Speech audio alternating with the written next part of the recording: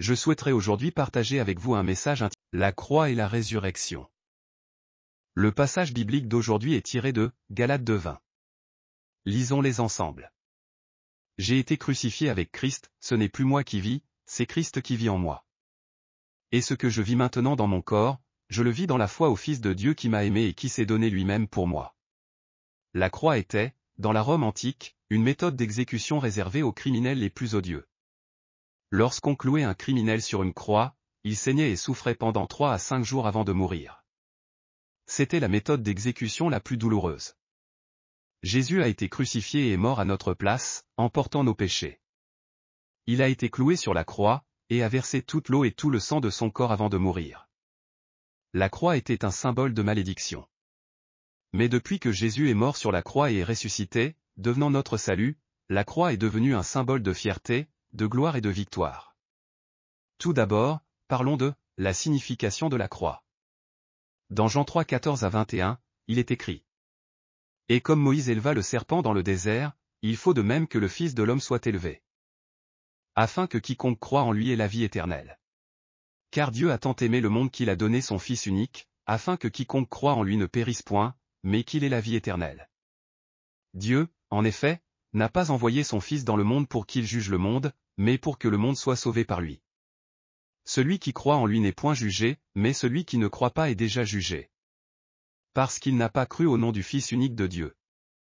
Et ce jugement c'est que, la lumière étant venue dans le monde, les hommes ont préféré les ténèbres à la lumière. Parce que leurs œuvres étaient mauvaises. Car quiconque fait le mal est la lumière, et ne vient point à la lumière, de peur que ses œuvres ne soient dévoilées. Mais celui qui agit selon la vérité vient à la lumière, afin que ses œuvres soient manifestées, parce qu'elles sont faites en Dieu. Ces paroles nous permettent de bien comprendre la signification de la croix. Quelle grâce merveilleuse du Seigneur! Nicodème et les gens de cette époque pensaient qu'il fallait observer les 10 commandements et toutes les lois de Dieu pour être sauvés. Mais, même en essayant de les suivre avec zèle, ils ne pouvaient pas toutes les observer, devenant ainsi des hypocrites et des menteurs. Cependant, Jésus est venu, et a souffert à la croix pour tous les pécheurs, ouvrant le chemin du salut par son sang précieux. Combien cela est difficile pour ceux qui ne préparent pas leur avenir éternel après avoir quitté leur demeure terrestre. Mais si nous regardons à la croix et recevons Jésus comme notre Sauveur, Dieu nous pardonne tous nos péchés passés et nous accorde le salut. Saint François, que nous connaissons bien, a reçu une grande grâce lorsqu'il priait devant la croix, et il a décidé de se consacrer entièrement à Dieu. Le comte Zinzendorf, fondateur de l'église morave, a lui aussi fait l'expérience d'une grande grâce. Lorsqu'il pria devant une icône représentant Jésus crucifié dans un musée. À ce moment-là, il décida également d'offrir entièrement son corps et son âme à Dieu, et c'est ainsi que l'église morave fut fondée. De la même manière, la croix réveille dans le cœur des gens un amour extraordinaire, les pousse à prier, à recevoir la grâce. Et à se consacrer à Dieu pour accomplir de grandes choses. Lorsqu'on évangélise, il faut aussi témoigner de la manière suivante. Le Fils de Dieu, Jésus, a été cloué à la croix pour porter à ma place mes péchés, mes injustices, ma souillure, ma malédiction, mon désespoir et ma mort. Il suffit donc de regarder à la croix et de croire pour être sauvé. Ce n'est pas par les œuvres que l'on est sauvé, mais simplement par la foi. Alors, Dieu agit par le Saint-Esprit pour éclairer le cœur des gens. Deuxièmement, parlons de la croix comme l'essence même de l'Évangile. La croix est véritablement l'essence de l'Évangile. La croix elle-même est l'Évangile. Avant d'aller à Corinthe, l'apôtre Paul a passé quelque temps à Athènes, où il a prêché sur la place publique appelée l'Aréopage, un lieu très fréquenté. C'est là que Paul a prononcé l'un des discours les plus philosophiques et théologiques de sa vie. Il pensait obtenir des résultats extraordinaires. Mais au final, seulement 3 personnes se sont repenties et sont venues à lui après avoir entendu son sermon. Paul fut profondément choqué. C'est pourquoi, dans 1 Corinthiens 2, 1 à 5, il déclara : Pour moi, frères, lorsque je suis allé chez vous, ce n'est pas avec une supériorité de langage ou de sagesse que je suis allé vous annoncer le témoignage de Dieu. Car je n'ai pas eu la pensée de savoir parmi vous autre chose que Jésus-Christ, et Jésus-Christ crucifié. Paul avait décidé de ne rien savoir d'autre, de ne rien dire d'autre que Jésus-Christ et Jésus-Christ crucifié. L'évangile du christianisme, c'est Jésus-Christ crucifié. Dans 1 Corinthiens 1, 18 à 24, il est écrit : Car la prédication de la croix est une folie pour ceux qui périssent, mais pour nous qui sommes sauvés, elle est une puissance de Dieu. Aussi est-il écrit, je détruirai la sagesse des sages, et j'anéantirai l'intelligence des intelligents. Où est le sage? Où est le scribe? Où est le disputeur de ce siècle? Dieu n'a-t-il pas convaincu de folie la sagesse du monde? Car puisque le monde, avec sa sagesse, n'a point connu Dieu dans la sagesse de Dieu, il a plu à Dieu de sauver les croyants par la folie de la prédication. Les Juifs demandent des miracles et les Grecs cherchent la sagesse, nous prêchons Christ crucifié, scandale pour les Juifs et folie pour les païens. Mais puissance de Dieu et sagesse de Dieu pour ceux qui sont appelés, tant Juifs que Grecs. La croix est la puissance de Dieu et la sagesse de Dieu. Dieu a dit que le message de la croix est une folie pour ceux qui périssent, mais pour nous qui sommes sauvés, il est la puissance de Dieu. Si nous prêchons uniquement le message de la croix, Dieu agira avec puissance auprès de ceux qui doivent être sauvés. Nous prêchons avec ardeur parce que nous ne savons pas qui est élu. Lorsque nous annonçons l'Évangile, ceux qui sont élus l'entendront et seront sauvés. Tandis que ceux qui ne sont pas élus ne recevront pas le salut. Troisièmement, parlons de la croix et les croyants. Après avoir cru en Jésus, il y a une croix que nous devons porter. Dans Galates 6,14, il est dit: Pour ce qui me concerne, loin de moi la pensée de me glorifier d'autre chose que de la croix de notre Seigneur Jésus-Christ. Par qui le monde est crucifié pour moi, comme je le suis pour le monde. Croire en la croix de Jésus nous libère du péché, nous libère de l'injustice, nous délivre des maladies, fait fuir la malédiction et nous accorde la vie éternelle. Mais tant que nous vivons dans ce monde, il y a une croix que nous devons porter. Dans son livre intitulé Renoncement à soi, Walter J. Chantry explique la plus grande caractéristique d'un chrétien né de nouveau, en parlant du fait de porter la croix en 5 points. Premièrement, porter la croix est quelque chose de universel. Autrement dit, tous ceux qui suivent le Christ doivent porter la croix. Deuxièmement, porter la croix est une chose permanente. Troisièmement, porter la croix est un acte volontaire. C'est-à-dire que nous devons choisir nous-mêmes de porter la croix avec joie.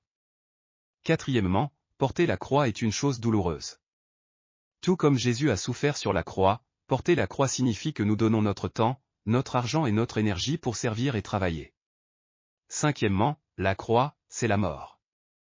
Cela signifie que nous devons crucifier notre orgueil, notre satisfaction personnelle, notre plaisir, notre convoitise, notre égoïsme, tout cela doit mourir. Porteur la croix signifie aussi que nous devons être prêts à donner notre vie sans rien retenir. Ce dont nous avons désespérément besoin aujourd'hui, en tant que personnes sauvées, c'est de mener une vie où nous portons la croix de Jésus-Christ. Il n'y a personne sans croix. Pourquoi Dieu nous a-t-il permis d'avoir une croix?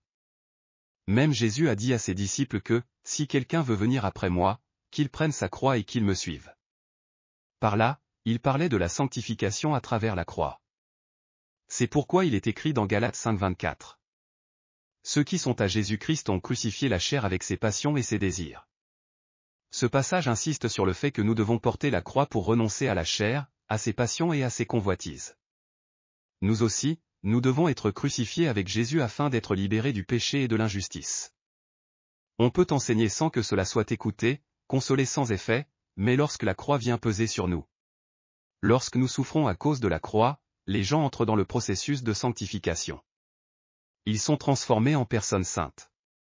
C'est pour cela que Dieu nous a donné la croix. Et c'est en portant la croix que nous sommes brisés et devenons obéissants.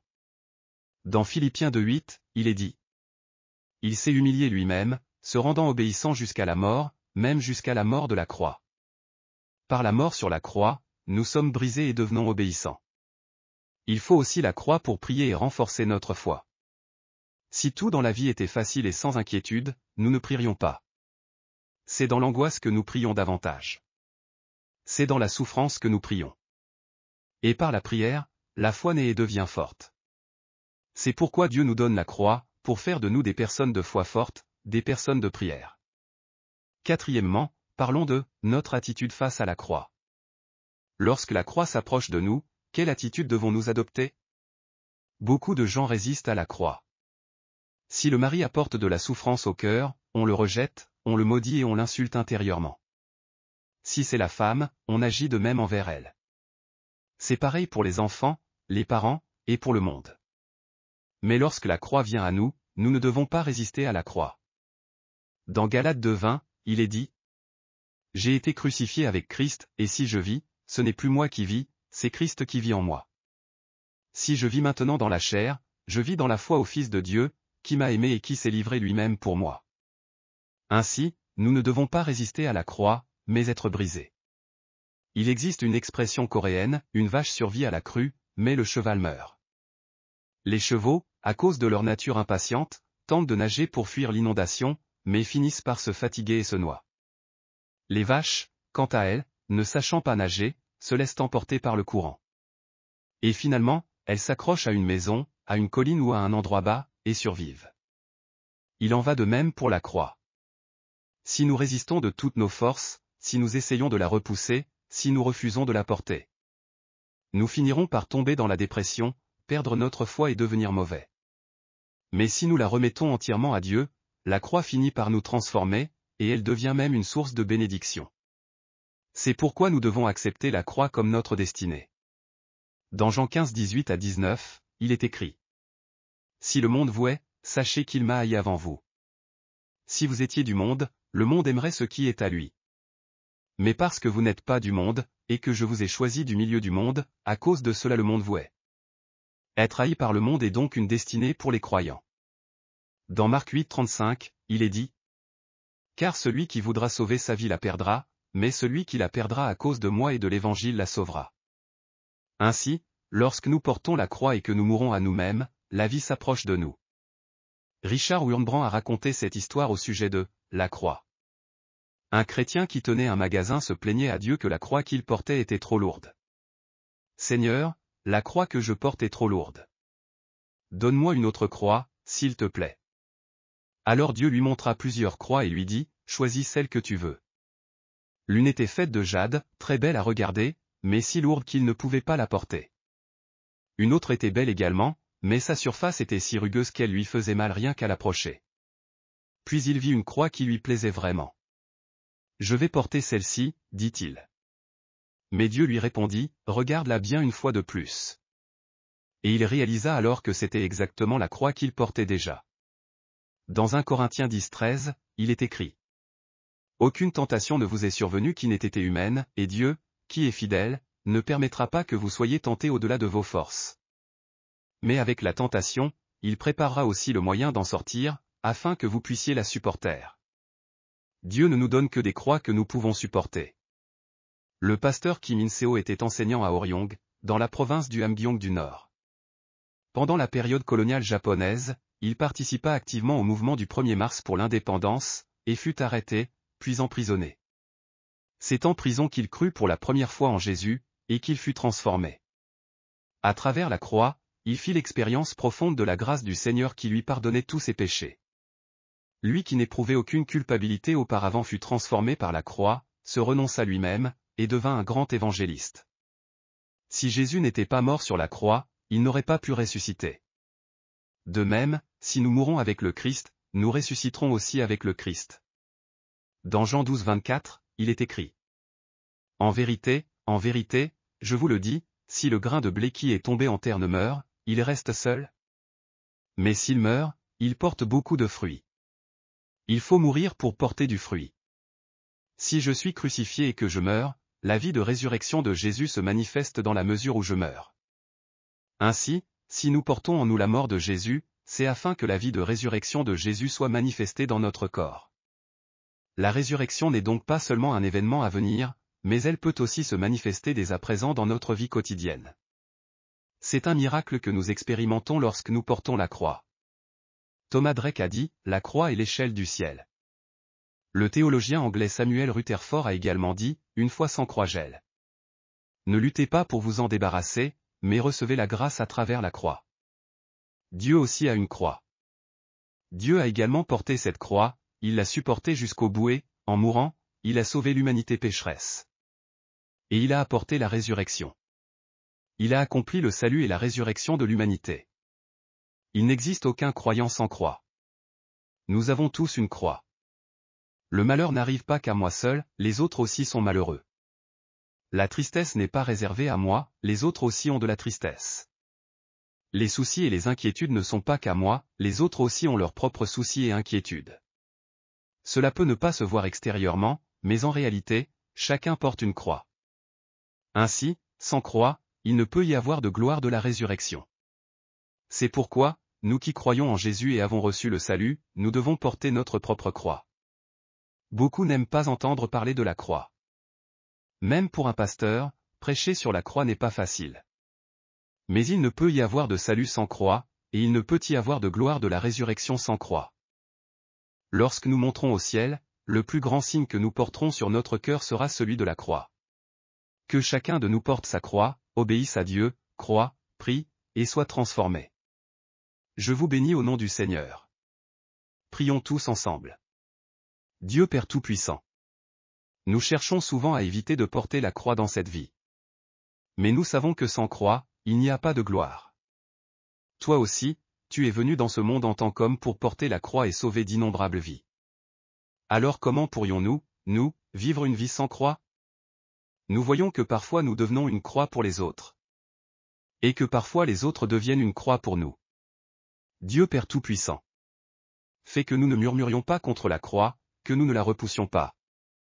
Mais que nous l'acceptions, et qu'à travers elle, nous puissions mourir à nous-mêmes. Et par cet acte de mourir à nous-mêmes, fais naître en nous la puissance de la résurrection du Christ. Nous croyons que nos foyers, nos vies, notre société, notre pays peuvent être transformés. Lorsque nous portons la croix. Sans porter la croix, il n'y aura pas de changement. Père Céleste, accorde-nous la foi et la grâce nécessaires pour porter la croix. Nous prions au nom de Jésus. Amen. Alléluia. Avez-vous reçu beaucoup de grâce à travers la parole? Je vous bénis de tout mon cœur au nom du Seigneur pour que vous soyez de plus en plus armés de la parole de Dieu et remplis du Saint-Esprit. Afin que vous meniez une vie victorieuse dans ce monde. Si vous avez aimé cette vidéo, n'oubliez pas de vous abonner à la chaîne, d'activer les notifications et d'appuyer sur le bouton j'aime. Cela nous aide beaucoup à préparer plus de vidéos remplies de grâce. Et aussi laissez vos sujets de prière dans les commentaires, notre équipe priera avec vous devant Dieu. Nous nous retrouverons avec joie dans la prochaine vidéo. Que Dieu vous bénisse grandement.